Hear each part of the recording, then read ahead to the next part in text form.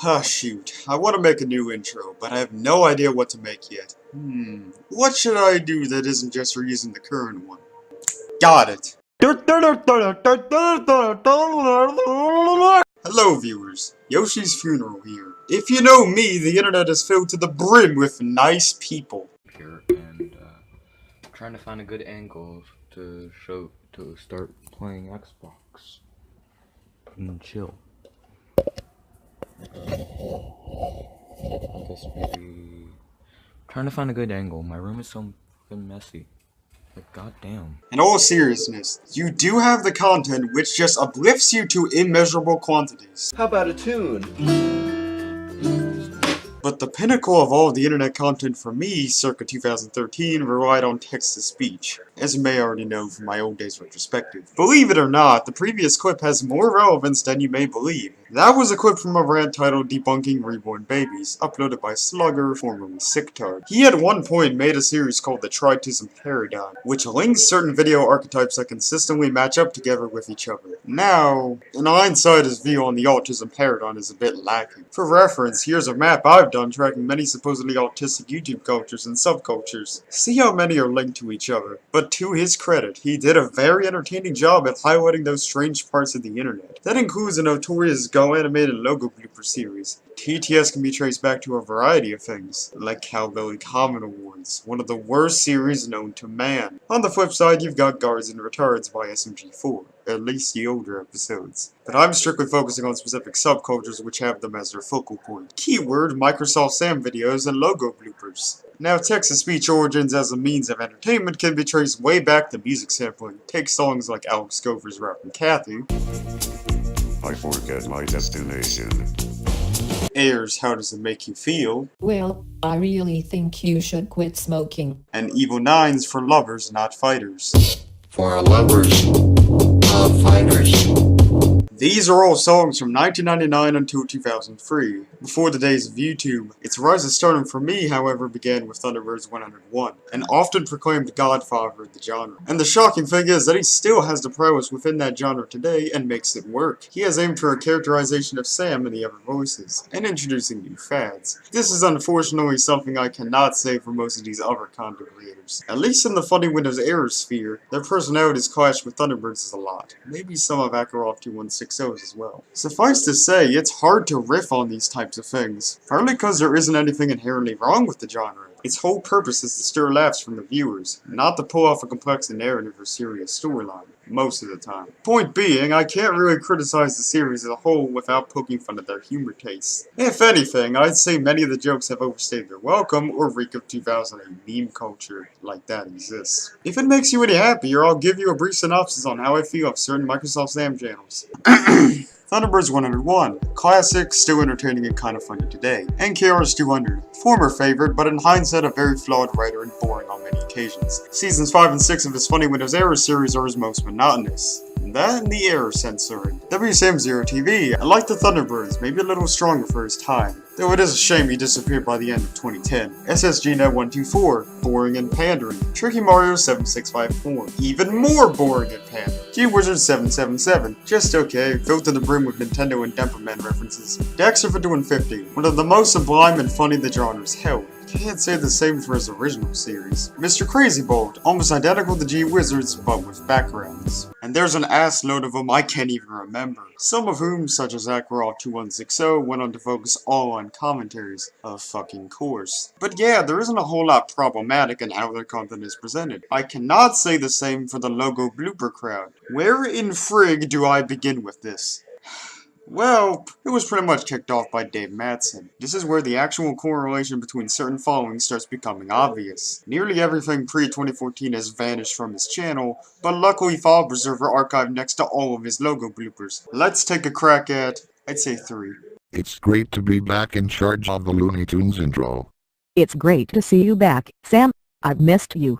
I've missed you too. Henna. Jesus God, the drawings. If there's something you remember most about the Dave Matthews series, it's his character designs. And many of the originals seem to just have tank tops or short shirts on for some reason. The females are drawn a little better, except for the proportions. You could do much worse in Microsoft Paint for sure, at least it's somewhat symmetrical. This still is not remotely appealing. And no, since episode 20 of Looney Tunes intro bloopers back in 2011, very little has changed with their designs. A few of which have actually gotten worse since the character models were introduced, such as Mary's. Ugh, continuing onward. 4F? What is this? World War II? Well, Sam, we are using the 1945 Looney Tunes rings. But Scotty, I never was in the army. No indeed, Sam, but they still say you're a 4F. Super funny and random, wow! Asswipe. Sheesh. And shush the sheesh. If you intend on binge watching the Looney Tunes intro blooper series, be prepared for a lot of these phrases. Or you have a license for that, ma'am? The shape of my hairline. I'm hungry for a Big Mac. Me, I go for some chicken nuggets. Get it? 'Cause they're chubby. Oh, really? I like a good crispy chicken Caesar salad myself.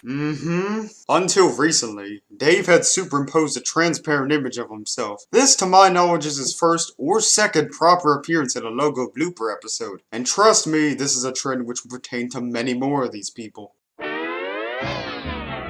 Dave, why are you sponsoring the Jared store again? Subway. Eat fresh. Scotty. You hello, say yum. Yum Brands. Based in Louisville, Kentucky. Based where? Louisville. I was there once myself. I let you into a University of Louisville basketball game. How did you know? I got Rick Pitino's autograph. Hey Hank, you said Louisville too. You had to be there to know how the locals say it. What are these jokes? This humor reeks of a completely different time period, and not in a charming way. Oh, Sphincter. Anatomy jokes. Where's Wubsy when you need him? I buy other David snack. Yeah. That's it, Scotty. I warned you. Oh, I'd better vamoose. Come back here, you coward. I can do ugly profile shots too! Oops, my tape looped. Oops, my tape looped. Oops, my tape looped. This is PBS. Tonight on the NewsHour, the tantrum issue. We will examine the phenomenon of tantrums and explain why they are normal in children but can be harmful to adults. Dave, tell that to your prepubescent audience.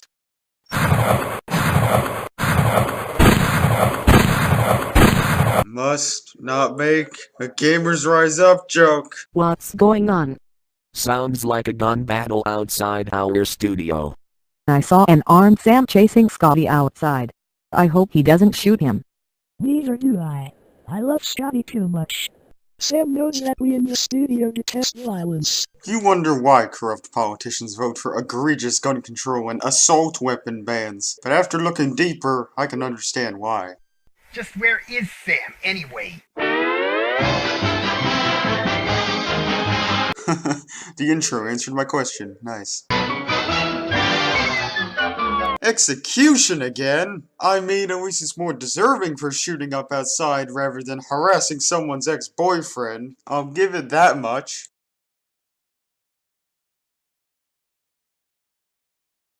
Microsoft Sam, you have been found guilty as charged in the murder of Radar Overseer Scotty. But your honor, it was in self-defense.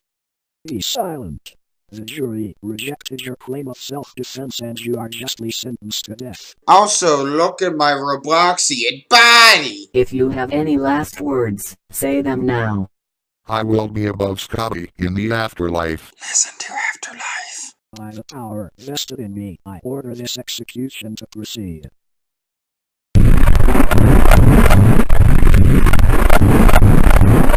I'm just going to ignore the obvious epilepsy trigger and question that bizarre compressed soundbite. What even is that? Is that thunder or is that something else? How do you feel, Sam? Like a barbecued T-bone steak. What else? Humor height. Now just relax, Sam. I'll take very good care of you. Thank you, nurse. What is your name? Well, you can call me Mrs. Mephistopheles. Oh, and by the way, if you're watching this series, get used to all this Christian terminology. Was Microsoft Sam's execution really just a dream? Or has his soul fallen into the clutches of the devil and the she-devil for good? This series would have ended by now if Sam were dead. Or maybe not, they'll find a replacement.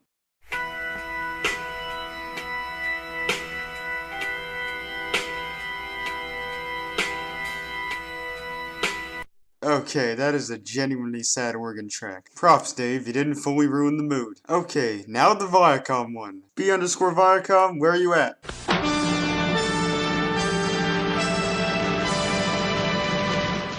Scotty? You called me Mike? I didn't call you Mike. I'm Mike. Thank you, Mike.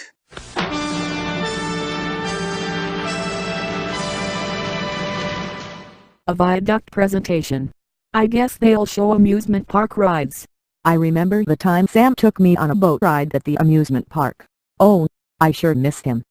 I wish his suspension would end soon. Me too, but it's Dave Madsen's call. He's trying to get legal permission to transfer Sam's community service to these videos, but he's found himself fighting objections from Alchemist Muffin. Alchemist Muffin? Other than usernames which just show off their interest, how much more humiliating can a username get, really?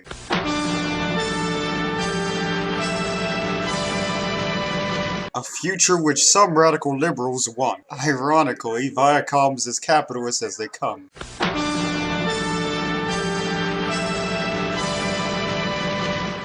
Scotty! You bellowed, Mike. Yes, I bellowed, Scotty.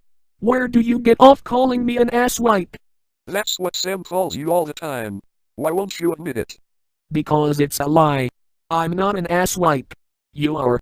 Ha ha ha ha ha ha ha ha swa swa swa swa ruffle. You're in pretty deep denial in being an asswipe yourself. I can say the same for next to all of the characters here. Take it easy, Scotty. Don't let it upset you. Keep your cool. Tantrum. Hold up! Before I continue onward, I must inform you this is another one of those common occurrences in logo bloopers. Same goes for their funny sign series as well. It's not Mocave, it's Viacom, and it's not the A of Doom, it's the V of Doom, you son of a bitch, son of a bitch, son of a bitch, son of a bitch, son of a bitch, son of a bitch, son of a bitch, son of a bitch. We'd better call the Tantrum Control Task Force.